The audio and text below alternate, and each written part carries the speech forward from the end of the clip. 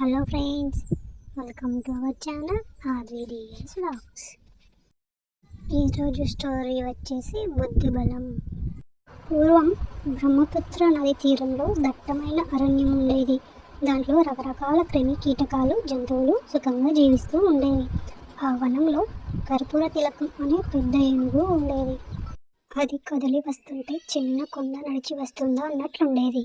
దాని భారీ కాయాన్ని, శక్తిని చూసి చిన్న చిన్న జంతువులు భయంతో గజగజలాడేవి. పొడగైన దాని దంతాలు తగిలి దాని అడుగుల కింద పడి చిన్న చిన్న జంతువులు చాలా వరకు నశించాయి. కొన్ని జంతువులు అడవిని వదిలి వేరే చోటుకి వలస వెళ్ళాయి. చిన్న జంతువులు లేకపోవడంతో వనంలోని నక్కలకు ఆహారం కరువయ్యింది. నక్కలన్నీ ఒక్కొక్కటిగా మరణించసాగాయి. తమ జాతి అంతరించిపోతుందేమోనన్న భయంతో ఒకరోజు నక్కలన్నీ సమావేశం అయ్యాయి. నక్కలలో ఒక నక్క ఇలా అన్నది: ఈ ఏనుగు చేస్తే మనకు కొన్ని నెలల దాకా తిండి లోటు ఉండదు. ఇది చచ్చిందని తెలిస్తే పారిపోయిన జంతువులు కూడా తిరిగి వస్తాయి. మనకు కడుపు నిండా భోజనం దొరుకుతుంది అన్నది ఓ కుంటి నక్క. నేను చంపుతా అంటూ లేచింది ఓ పిల్ల నక్క.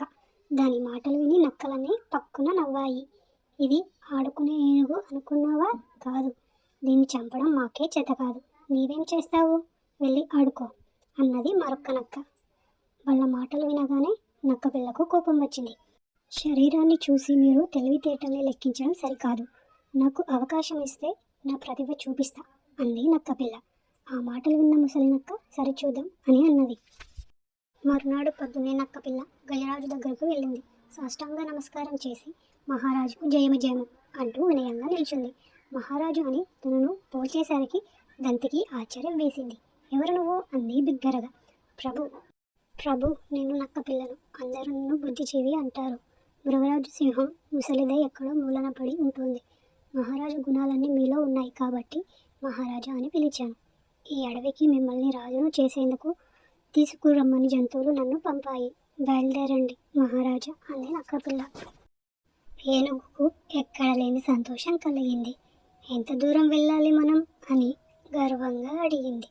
దగ్గరే, నాతో రండి స్వామి అంటూ జిత్తులమారి నక్కపిల్ల ఒక ఊబి వైపుగా ముందు నడవసాగింది. దాని వెనకే రాచవీటితో మతాంగం నడవసాగింది. రాజునవుతాననే ఆనందంతో కలలు కంటూ అడుగులేస్తున్న ద్విరథం హఠాత్తుగా ఊబిలో దిగబడింది. తెలివి తెచ్చుకొని కాపాడండి కాపాడండి అని అరవసాగింది. అప్పుడు నక్కపిల్ల ఇలా అన్నది: ప్రభు, జిత్తులమారినైనా నన్ను నమ్మి వచ్చినందుకు మీకిది ఫలితం. ఇప్పుడు పశ్చాత్తాపడి ప్రయోజనం లేదు అంది నక్కపిల్ల. ఏనుగు కేకలు విని అక్కడకు జంతువులు చేరేసరికే ఏనుగు పూర్తిగా ఊబిలో మునిగిపోయింది. నక్కపిల్ల తెలివితేటలకు అన్ని జంతువులు మెచ్చుకున్నాయి. కథలోని నీతి ఏమిటంటే దురశ దుఃఖానికి చేటు. తెలియని వారి మాటలు నమ్మి అనాలోచితంగా అడుగులు వేస్తే ప్రాణాలకే ప్రమాదం.